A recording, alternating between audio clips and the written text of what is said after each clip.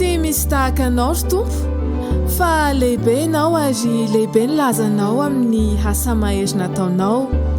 Jeremia 10:1 niezaka nitady fiainana feno fahombiazana sy azo antoka tamin'ny fomba rehetra ny mpitondra sy ny vahoaka teo anivon'ny fireneny Joda. Hany ka nalaim-panahy naraka ny fanaon'ny firenena hafa sy hanompo Andriamanitra hafa. Adiny reto zanak'Israely reto fa manana ny tompo lay any Andriamanitra sady marina izy ireo.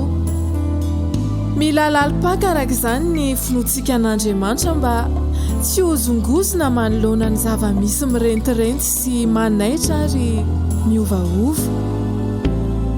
Andeha hiverenana jerena ny lasantsika dia saina hoe tahaka ny ahoana ny tondran'Andriamanitra amin'ny fiainantsika. Na tamin'ny mora na tamin'ny sarotra dia teo mandrakariva Andriamanitra ny tantana sy ny tsinjo. Ka nahatonga antsika ihany koa ny lobava fa izay hoe tsy misy tahaka anao ry tompo fa lehibe ianao ary lehibe ny lazanao amin'ny asa mahery nataonao. Tsy miova ny tompo Andriamantsika ary tsy tono anarany sady mahefa ny zavatra rehetra izy.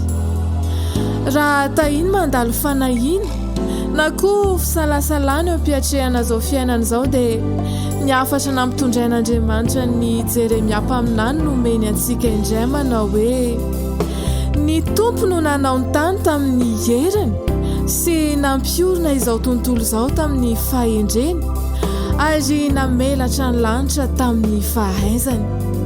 Andriamanitra tompony izao rehetra izao no anarany.